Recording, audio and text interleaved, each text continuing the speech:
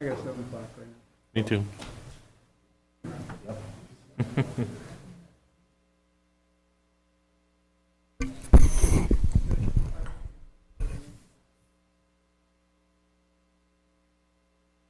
Okay, at this time, I'd call to order the regular meeting of Monday, January 24th. I ask that all who have not signed in, please do so. Please turn off all cell phones and other electronic devices. Please conduct any private conversations in the hallway or outside. Emergency exits can be found to your right and to your left. And at this time, if you please join the town board in a salute to the flag. Pledge allegiance to the flag of the United States of America and to the republic for which it stands, one nation, under God, indivisible, with liberty and justice for all.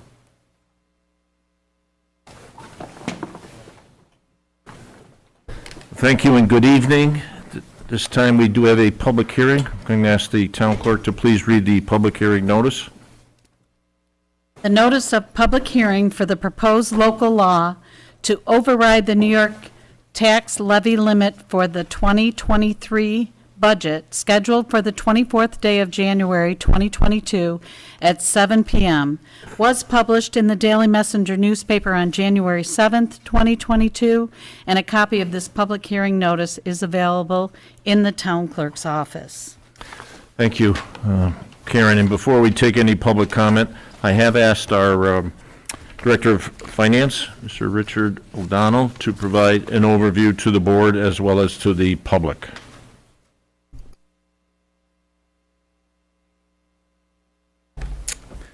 Thanks.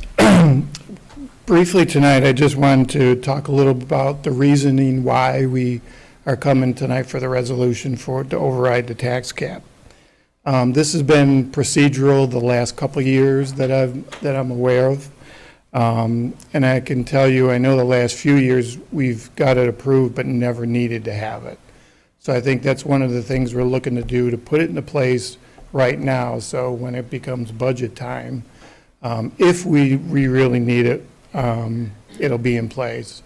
But I'm going to work with, certainly the board and all the departments to make sure we don't exceed the tax cap for the year. We'll do everything we possibly can.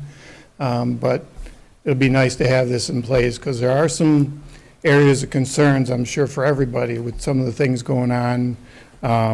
One, certainly our economy right now is strong, which means our revenue to the town is strong. But if we see a decline with some of the things that are going on now, we could see a drop in revenue. And also, area of concern is inflation. We're all seeing inflations. The cost of our goods and services are going up. We can all see it in our personal life and also here at the town. And I can tell you 2 instances recently of where it's really affected us, and both of them have to do with some sewer projects. We did pump station 10. As you know, every year we put in the budget to replace some of the generators for the different pump stations. And we base it on proposals from the year before and the costs. Well, this past fall, we had a cost of $55,000 in the budget, put it out to bid. The cost ended up being $85,000 with the bid, so significantly higher for the same amount of services. And the second example is something we put in the budget for this year. For pump station 11, we're going to do a total rebuild of 11, put in the budget of $460,000. The bid just last week came in at $800,000. So certainly significant dollar valuation changes for us we need to address. We certainly have some things in place, some reserves, some ARPA funds, but some different things down the road that we can have a discussion about. But I just wanted to bring up some of the possible things that could pop up where this tax override would be very helpful. I know it's 7 months till I have to start working on the budget with you guys, but it comes fast. So it'll be nice to have this in place in our back pockets if we need it. But I'll certainly do my best to work with everybody, every department, to make sure we stay within a tax cap. Thank you. Thanks, Rich. So at this time, if there's any members of the public here to speak for or against this tax cap override, now is the chance to come before the board. Again, I ask if there's any members of the public here to speak for or against this tax cap override. Hearing none.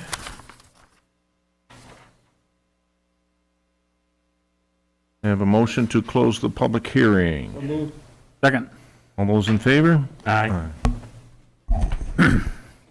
Okay, at this time, I wish to declare necessarily absent this evening Councilman Cusimano. We have 6 employees who will be celebrating birthdays in the month of February. Starting with the 2nd of February, Roxanne Ammerman, Felisa Skilbinski, on the 9th, Jim Mattoon on the 14th.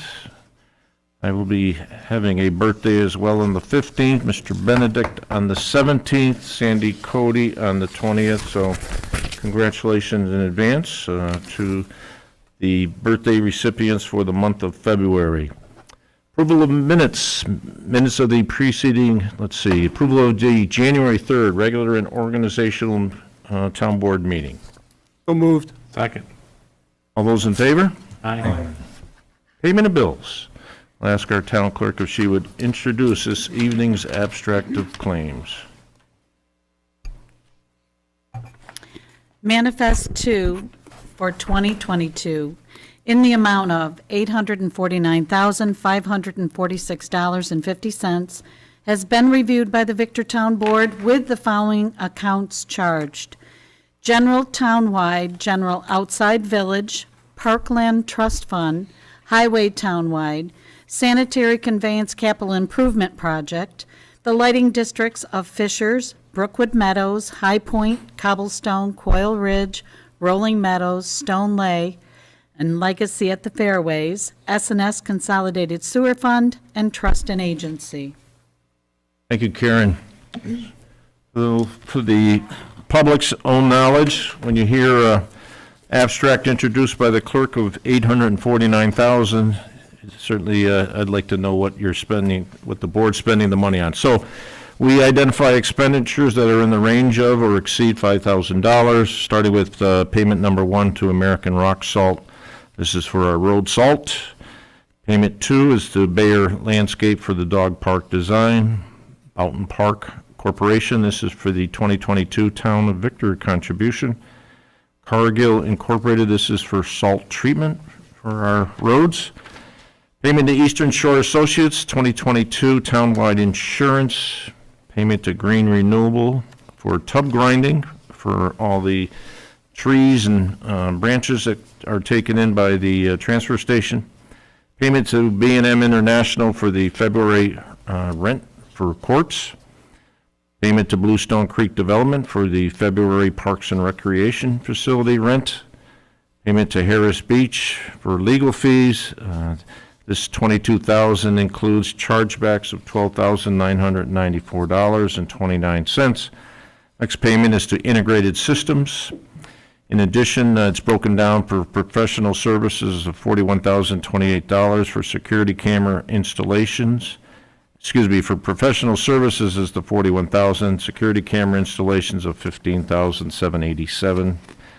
Payment to Mercy Flight for the 2022 agreement for emergency services.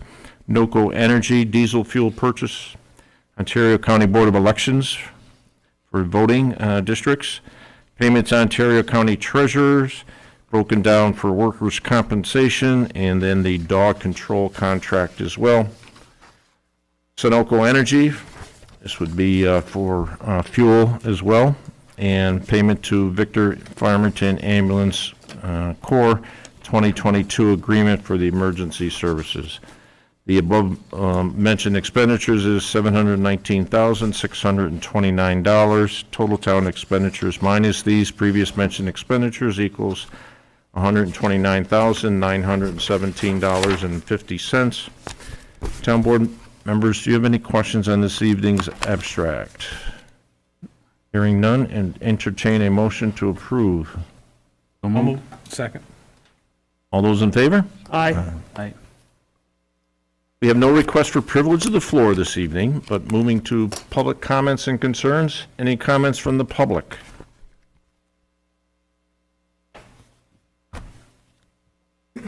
First, there's the two mics.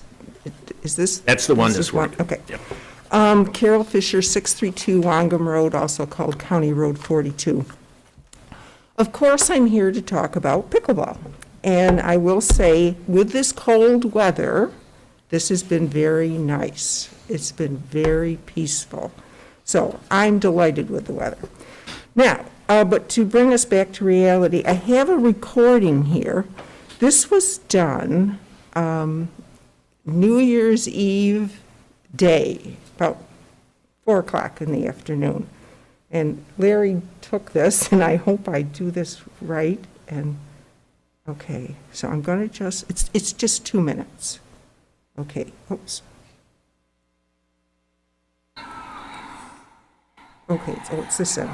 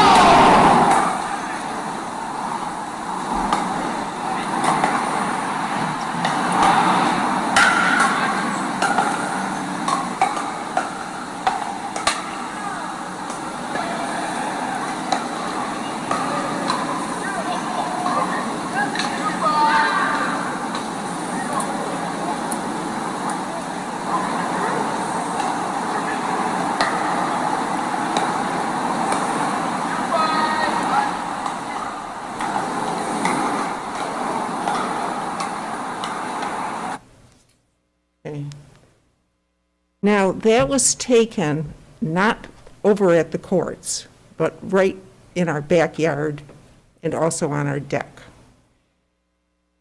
So I think you have an understanding here. Not all the courts were being used, so it could have been even louder if all the courts were used. And this is just 2 minutes, and in the warmer weather, we listen to this 13 hours a day. Thank you.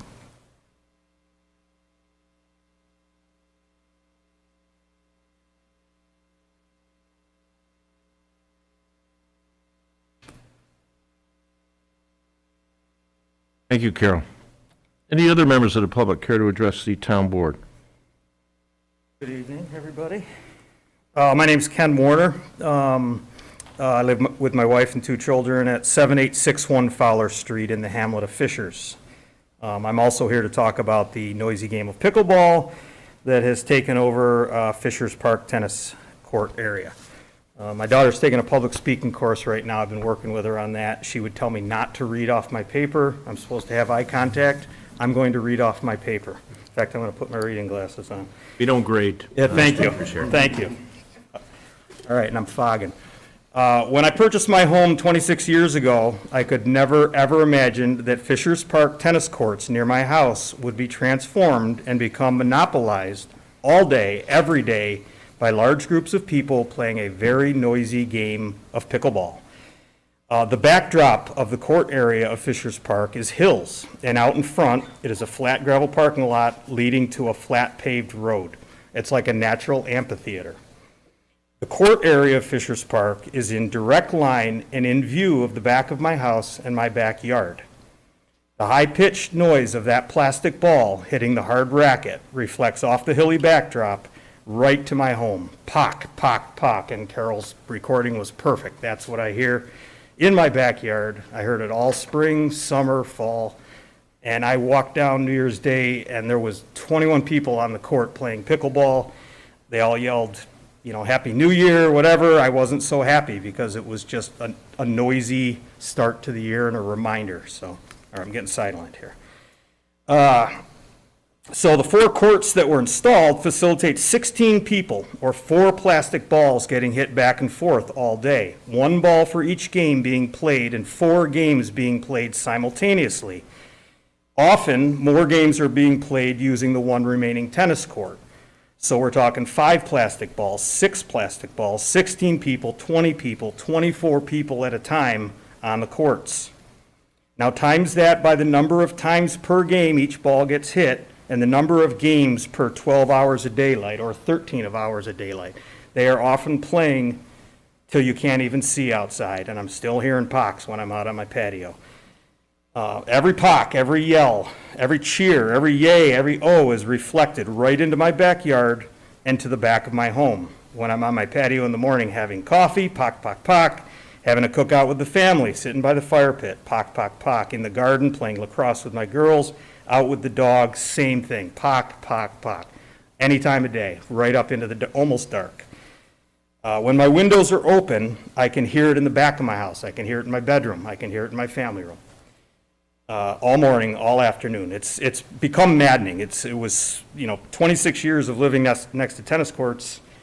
I didn't hear anything. Maybe a cheer here and there. I could hear a really, really good hard serve. One summer of pickleball in Fishers Park is terrible. So, bottom line, the noisy game of pickleball does not belong in a residential area. This is a fact stated by pickleball industry experts themselves.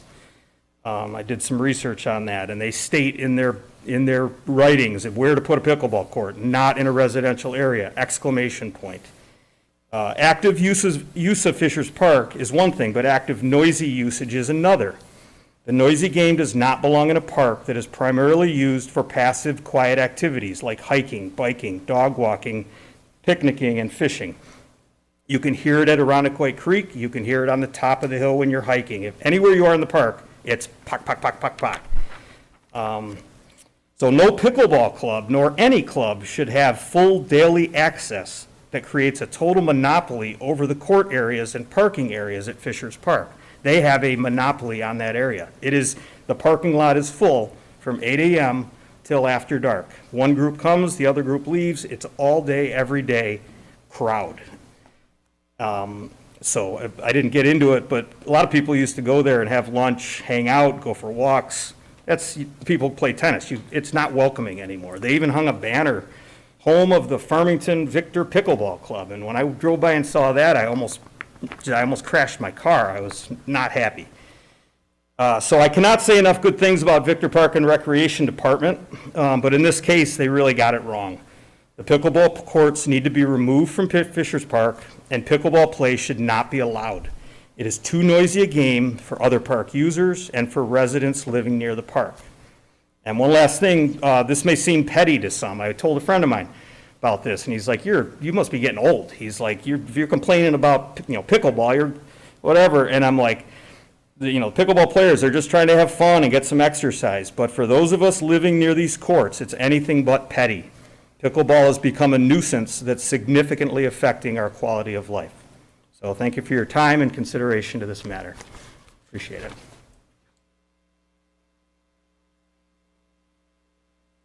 Any other members of the public care to address the town board?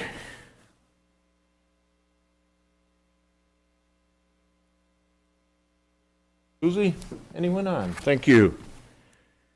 Okay, moving to reports of town officials, our Director of Economic Development, Kathy Rayburn, is going to address the town board.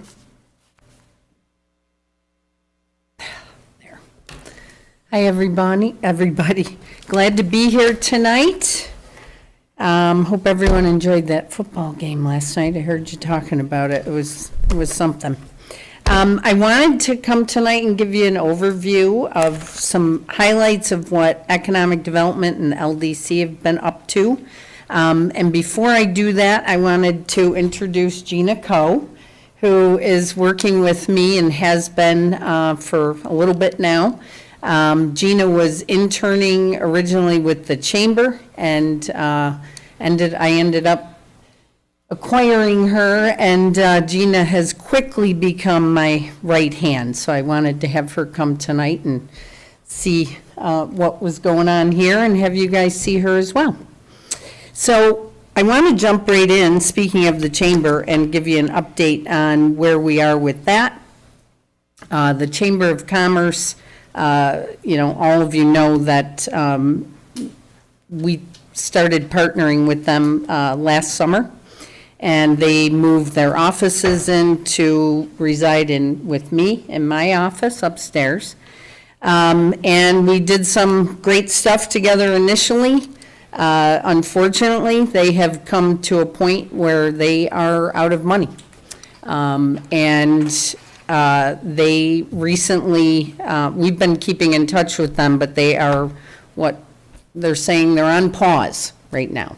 The executive board is reviewing options to move forward. They're thinking about the possibility of an all-volunteer organization as opposed to a paid director and a paid part-time person. They are also talking with other chambers as far, trying to evaluate local chambers around here and how they're operating. I'm keeping in touch with them pretty, like every couple of weeks, and they had a meeting last week. Gina and I sat in on a phone call with them to just go over where things are. Really not a lot had changed, but our office is going to continue to do some of the programs that they offered for years, which, ribbon cuttings, which is a big thing for new businesses, as well as looking at some of the networking that we were jointly doing, and, I think is a necessary component based on feedback I've gotten from businesses. We will continue to promote that VCDO, Victor Community Development Office, and the reason for that is that people were really starting to gravitate towards that and understand that that is that umbrella that where economic development and the LDC reside, and also some of the events. So we're going to keep going with that because we've gotten some traction with it.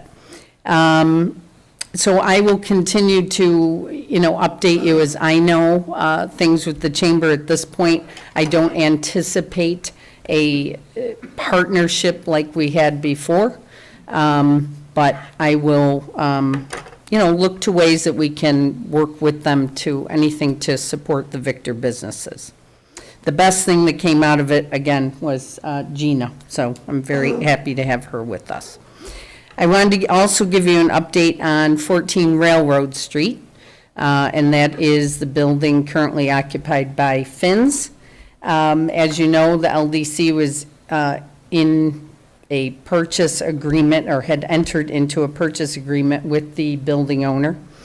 We did end that purchase agreement after going through a number of due diligence to look at financing options, and worked really closely with the building owner, who's been amazing.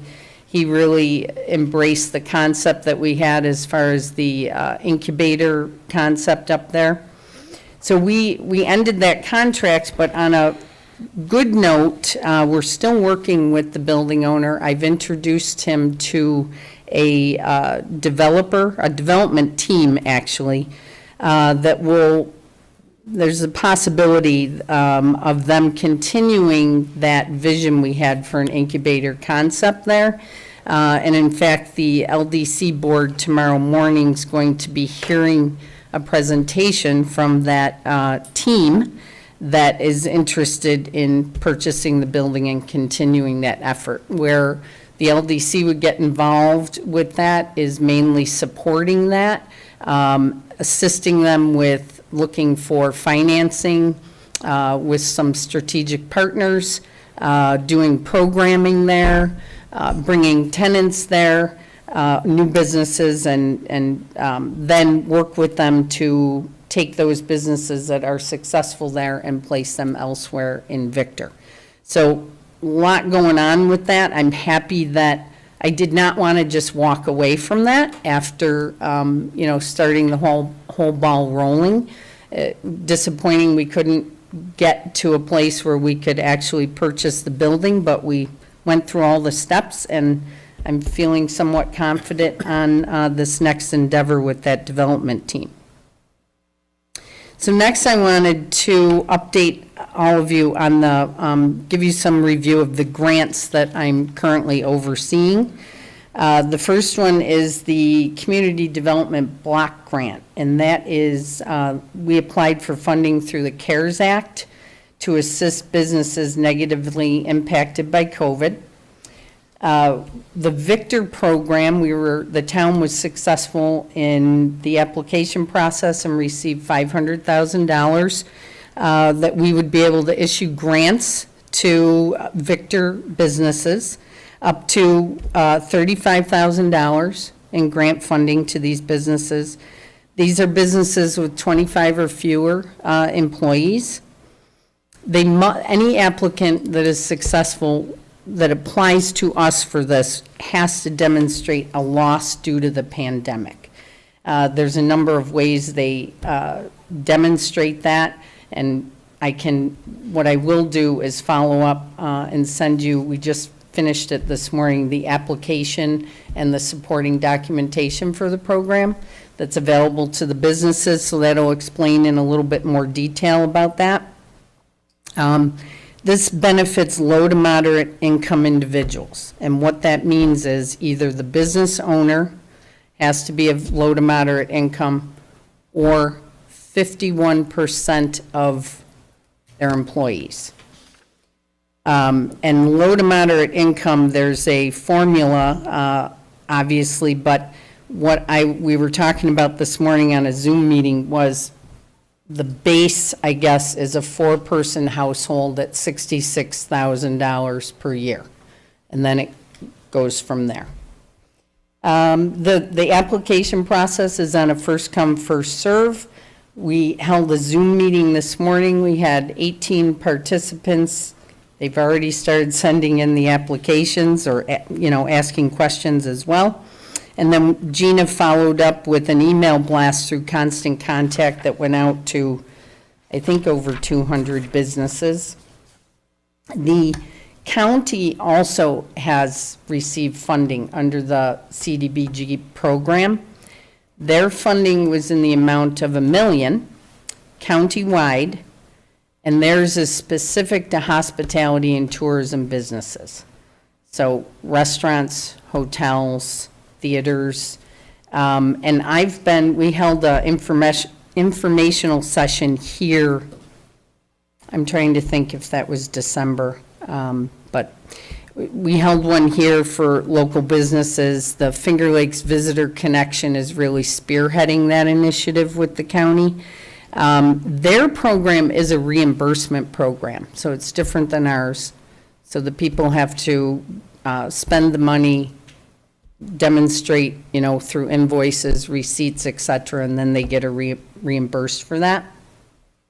They also have, the county hired Ostrander Consulting, who's helping people with the application process. I found them a space over at 10 East Main to meet with Victor businesses. They are also a very good resource for me to be able to send businesses to that. If they don't qualify for those two programs, Ostrander really has a handle on other programs that might be available to these businesses. So we've been working with them, to help with that process. Access management, I call it part 2. This is being led by Lorenzo Rotoli from the Liability team. There's a number of people on that committee, including myself and Kim Kinsella. They most recently, as far as activities, completed stakeholder interviews and online survey. They've been very impressed with the responses on the survey. They held a pop-up event during our December Jingle Mingle, and they received over 70 responses to the survey. Currently, they're working on the analysis and a technical memo that's due to come out by the end of this month, and I'll make sure that gets circulated. That project, under the grant guidelines, is due to be completed by August of this year. So, and lastly, on the grants, Adams Street feasibility. Wade Daly from Labella is leading the team on this. Labella responded to an RFP, and we awarded that to them. The primary focus, just as a reminder, on Adams Street is the environmental investigation, the wetlands delineation, determining any acquisition needs, and also what people are really looking for are the concept level plans. So it's taking a really deeper dive and giving us some good plans that we can work with going forward and hopefully get funding for to see that new road come to fruition. And we will be gathering a committee on that. We've got some people, like Jack, Supervisor Marin, Mayor Haddon, myself, John Turner.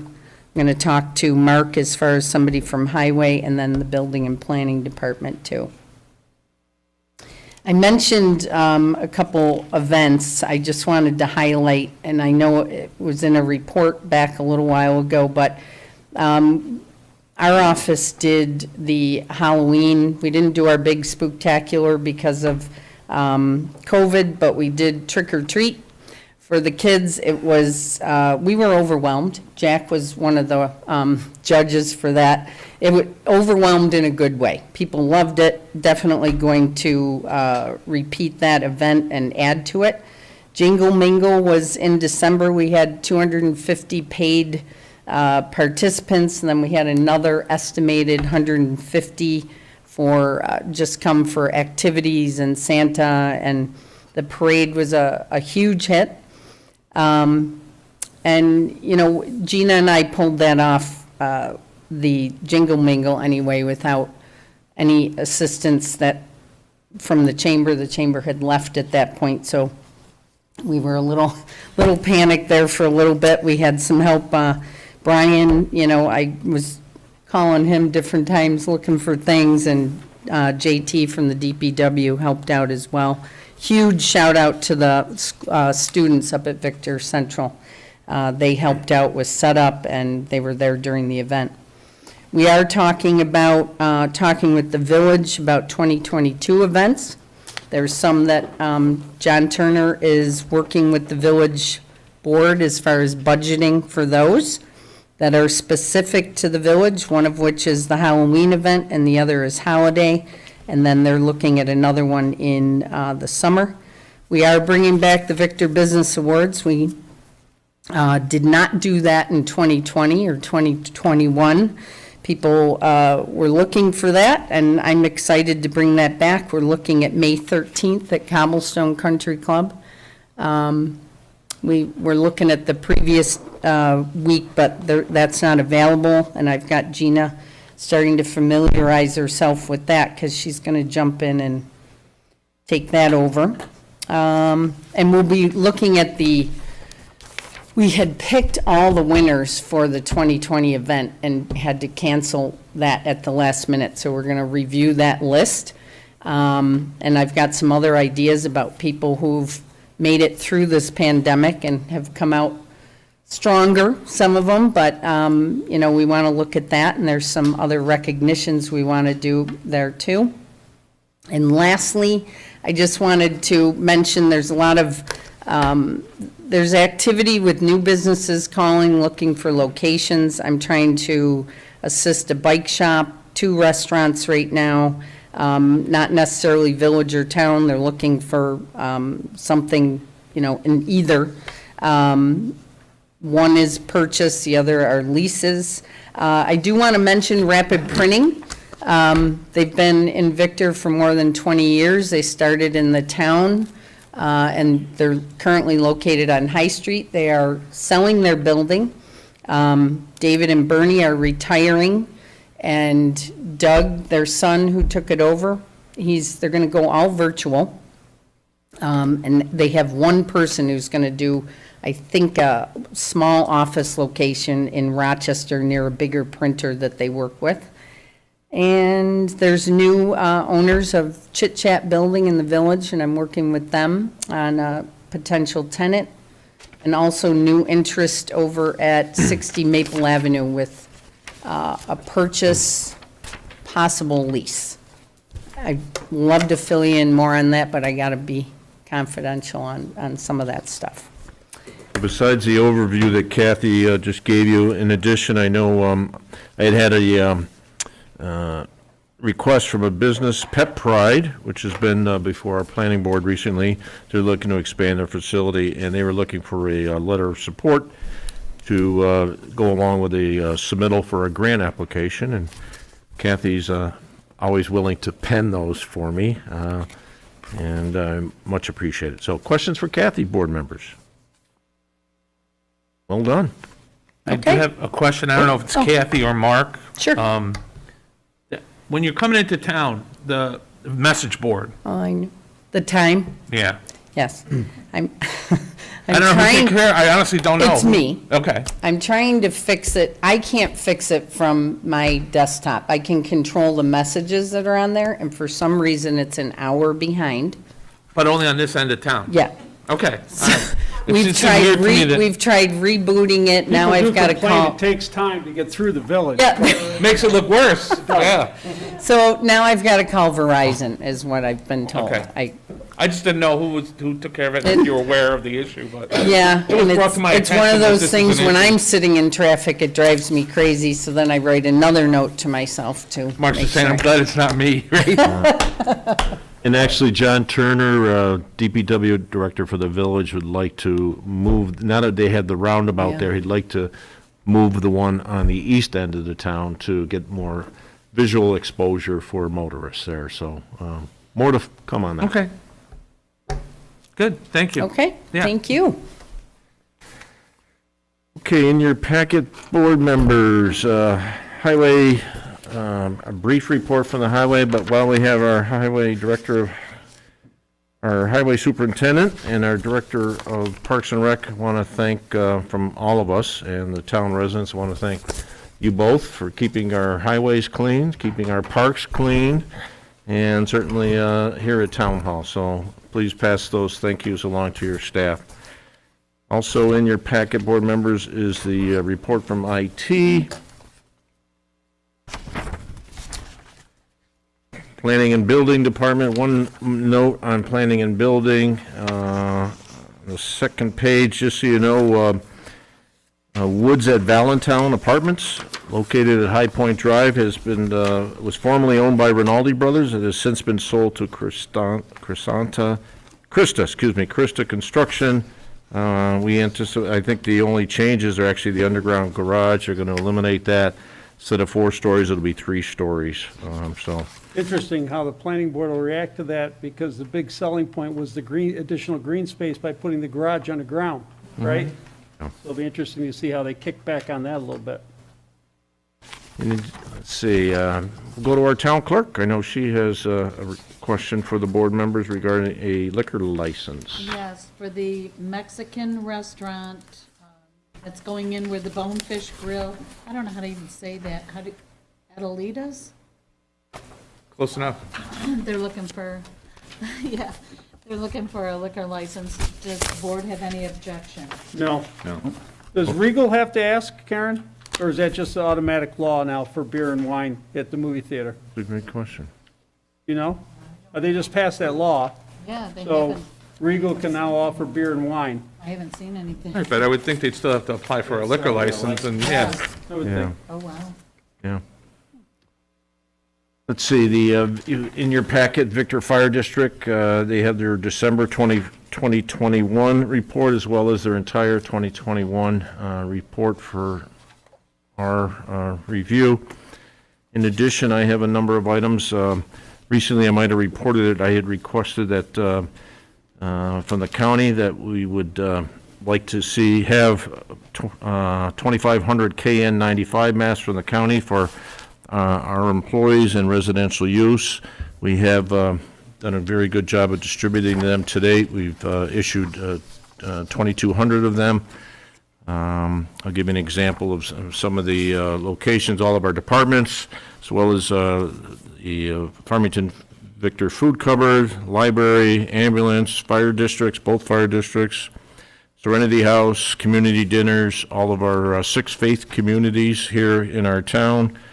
I have contacted the clothes, Kathy actually contacted the Clothes Closet, we're going to give them some, and Framemark Apartments, which is a income-based apartment. We're going to look to see if they have some interest, as well as Gypsum Mill. So going to probably ask for another 1,000 masks. In addition, I'd like to, positives, being that the positivity rates is actually trending downward in our county and this region, with the exception being Monroe County, which is still about 1,000 per day. We currently have 58 individuals hospitalized here in Ontario County, but that's actually down from the 58 we had last week. In addition, I did receive a phone call and then an email that late this afternoon we took ownership of 50,000 test kits. We did order 100,000 test kits. We're going to distribute half of that 50,000 with a county-run mass distribution event. We're also looking at possibly Geneva, a site in Geneva, the Farmington, Racino, maybe Gannett Hill, try to get the southern communities here in the county, as well as distributing some through the food pantries, Geneva Boys and Girls Club, Meals on Wheels programs. When we get the second 50,000, we are probably going to distribute them amongst the communities, and more to follow on that, but we will probably end up distributing some here, right here at either Town Hall, maybe a combination of Town Hall, our fire departments, and maybe the transfer station on dark days. So more to follow. Saturday, February 5th is the Winterfest Festival for 2022 from 10 a.m. to 12 p.m. at the Victor Recreation Facility. The 2022-2023 construction season, which seems like a long time off, but the New York State DOT has announced that they are resurfacing Route 96 from the Ontario line to Garnsey Road in Parrington. And Mark, I loved your comment. It's more than about time. So in addition to the guardrail upgrades, new pavement markings, new signs, traffic signal improvements, and upgrades to sidewalk, curb ramps to meet ADA. In addition to, they're also going to go from Route 96 on Route 250, Route 96 to Route 31 as well. And I did distribute earlier today the final signed DEC consent order between the towns of Victor and the towns of Farmington. I met 2 weeks ago with the newest member of the Fishers Fire District Board of Commissioners, Mr. Fred Dewey. Fred, like the members of this board, is committed to eventually seeing both fire districts merge. This past Tuesday, at the commissioners voted to purchase equipment so that they can provide a virtual option for the residents within the district as well. And I want to thank all board members for providing myself and then Susie with your vacation times for the next few months. Much appreciated as we try to continue to do the people's work by having our meetings as well as juggling vacation time. So thank you all. Board members, any board member have a committee they'd like to report on? I'd like to report out, Supervisor Marin, about that meeting that we attended this week. Brian Emelson, Supervisor Marin, and myself met with Superintendent of Schools, Tim Terranova, and Dewey Weimer, who's the athletic director, and it was a really good meeting from the standpoint that Brian provided historical perspective of the growth of Victor Rec, and tried to point out some of the subtle differences between Victor Rec and Farmington Rec, and typically how it grew. And we talked about the intermunicipal agreement with a softball field. I mean, you have to understand, currently, VCS, I think, has one tenured administrator in the district. One. And so all of these assistant principals and these principals throughout the district have no history, have no perspective on the work and the cooperation between the town of Victor, the support for Parks and Rec, and working with the district. Well, the district has developed a fee schedule, which became public. Derek Velasquez was not there. He's been ill, so he wasn't there. And so we talked about the fee schedule, and we talked about the fact that, we're not interested in having our taxpayers pay twice for something that we've already built and paid for once. But yet, we understand that, they've got costs incurred when, if rec goes up there and has practice on the weekend, you've got custodial fees, and, you're going to have some certain fees for the pool if we use that. So I think that we enlightened them a little bit about what our perspective was and where we're coming from. And, we're not going to carry all the water ourselves, that they need to basically understand that it's a joint effort and it's shared by the community. I think they want Victor Rec back on campus. So I think they were understanding that, we've been, on pause here for the last 2 years with COVID. And that's what I mean when they're non-tenured, they don't even remember us having rec on the campus. And the wonderful programs that we ran. And Brian gave them a little bit of an overview of the under their current fee structure, potentially what the cost of rec could be and how prohibited it would be for some of these families to send their kids to those day camps for summer rec. So we are working on Brian is working on a kind of a flat fee type of thing that we don't want to get into getting nickeled and dimed. And right now we're working on, we gave them the dates of when we would like it, what we would like to run, potentially the pool and the classrooms and those types of things. I think it'll require another follow-up meeting probably later. We're talking March. We're going to find out if the pool's going to be available because they might have to do an acid wash on it. That may occur this summer. We don't know. But stay tuned. I think it was productive. I think it was good for Tim Terranova to hear those things that we had to share with him. And like I said, Brian did an outstanding job, as he always does.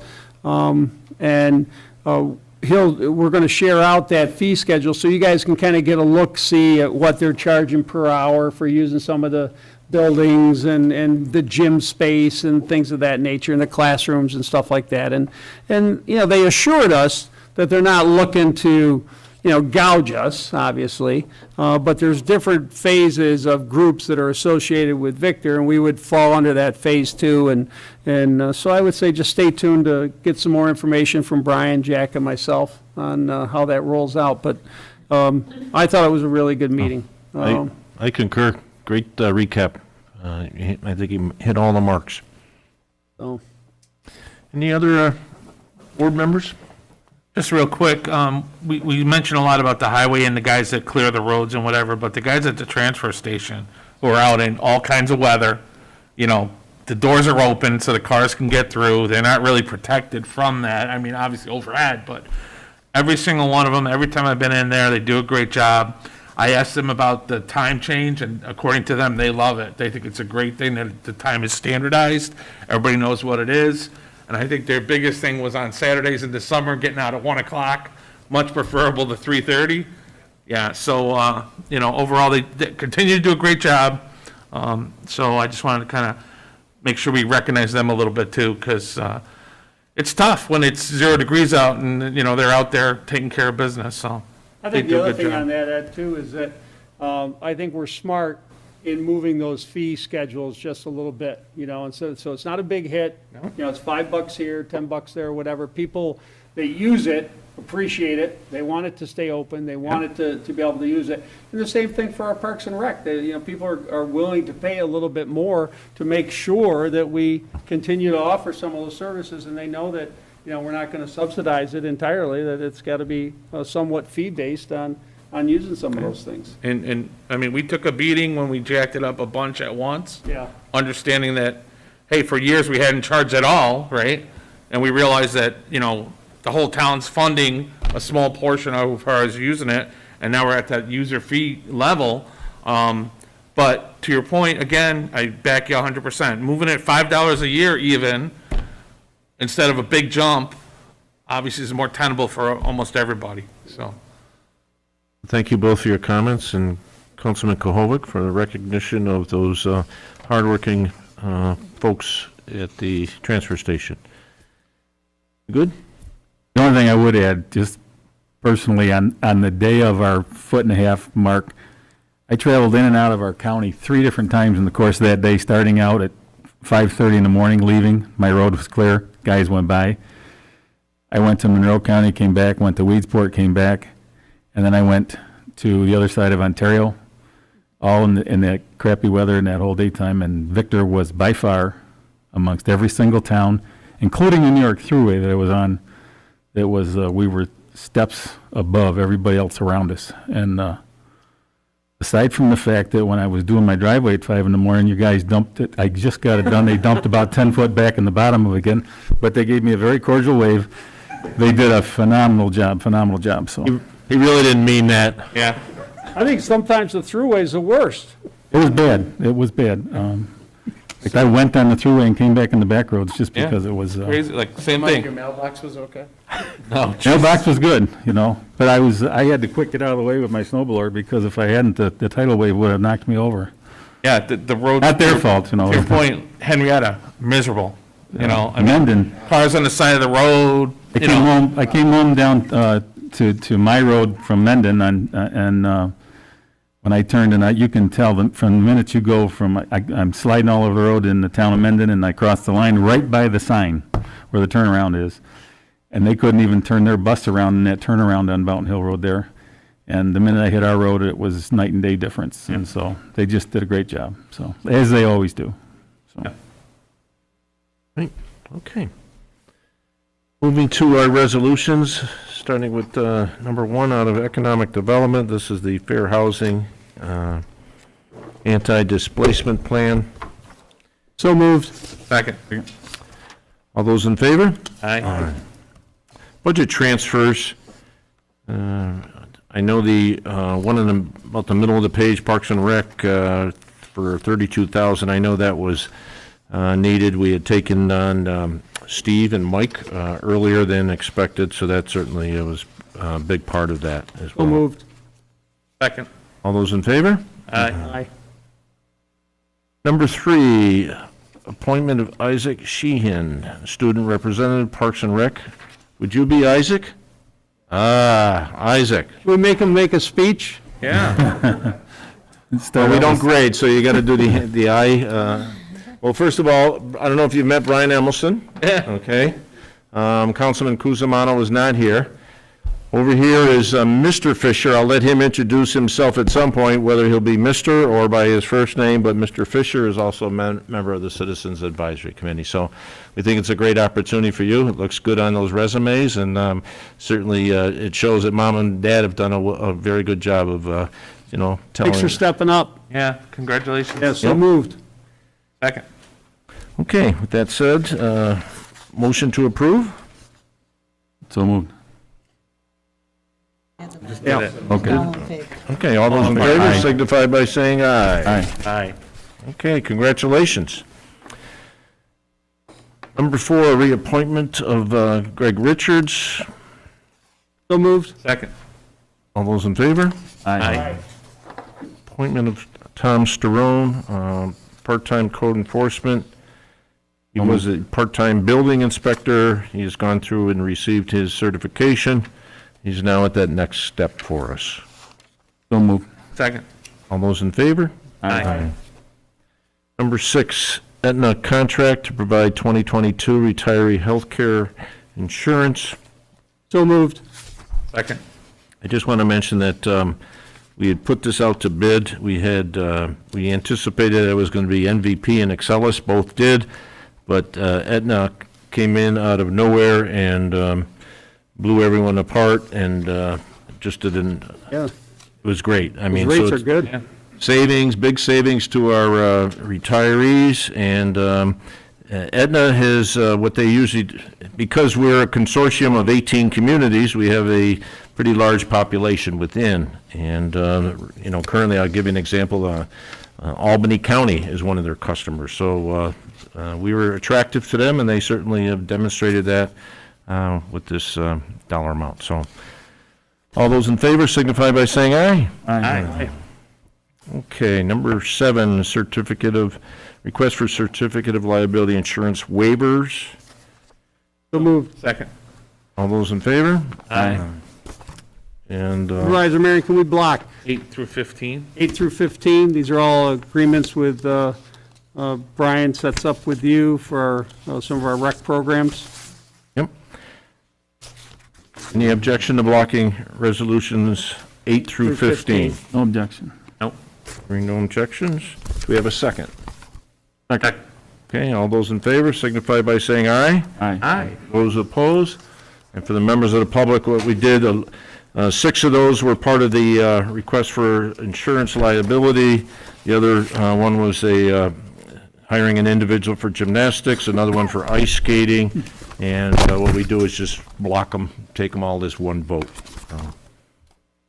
Number 16, purchase of a tailgate-mounted salt spreader. So moved. Second. All those in favor? Aye. Number 17, purchase of a 2021 John Deere 17G compactor. And, Rich mentioned prices going up, and this is one that Brian even found already, that what he originally budgeted for, this came in $1,600 higher. So moved. Second. All those in favor? Aye. Aye. And this is the 2022 agreement with the Victor Farmington Ambulance Corps. And again, I want to thank Rich and Councilman Guzmano. We have since added agreement points 5, 6, and 7. I want to thank our town attorney, Frank, for reviewing as well. Board members, any question at this time? Okay, hearing none, entertain a motion to approve this agreement. So moved. Second. All those in favor? Aye. Those opposed? Resolution is approved. Number 19, this is rescinding the resolution number 7 from our org meeting on the post-issuance tax compliance. So moved. Second. All those in favor? Aye. Number 20 is amending the fee schedule. Farmington Town Supervisor did call me probably 2 weeks ago and indicate that unfortunately they were going to be raising their sewer rent fees. And according to our town law and our fee schedule, that we have to do likewise. So moved. Second. All those in favor? Aye. Number 21, approving the adjustment and alterations of the East Victor Road to correct the boundaries and transfers relating to these alterations in this right-of-way. I want to thank our highway superintendent for his involvement, Kevin Overton from Harris Beach as well. This was part of, I think, the recent action by the planning board, and when I came to you earlier, sidewalks will be part of this on the west side of the road. So moved. Second. All those in favor? Aye. Number 22, after public hearing, the adopt a local law to override the tax cap. So moved. Second. And this is roll call votes. Supervisor Marin, Yes. Councilman Condon, Yes. Councilman Kohovic, Yes. Councilman Guinan. Yes. Number 23 is letter of credit for the High Point Business Park, building number 300, release number 2, excuse me. Questions? Second. Councilman Kohovic was Ed was first. All those in favor? Aye. Number 24, letter of credit for Bluemont Rise subdivision, release number 2.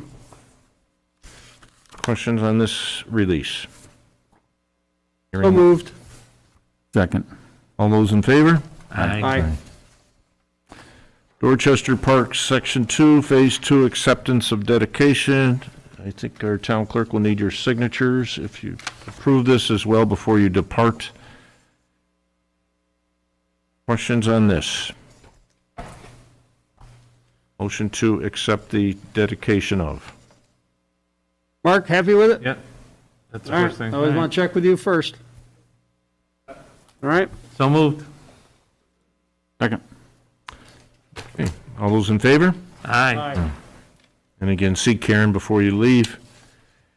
Letter of credit, Dorchester Park, Section 2, Phase 2. This is release number 2 again. So moved. Second. All those in favor? Aye.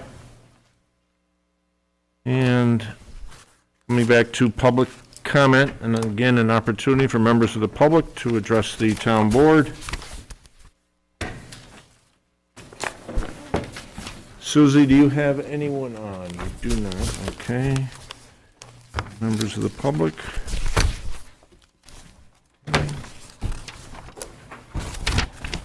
Board members, I need a motion to go in executive session. This would be under rule number 3, the proposed acquisition, sale, lease of real property when publicity might affect the value.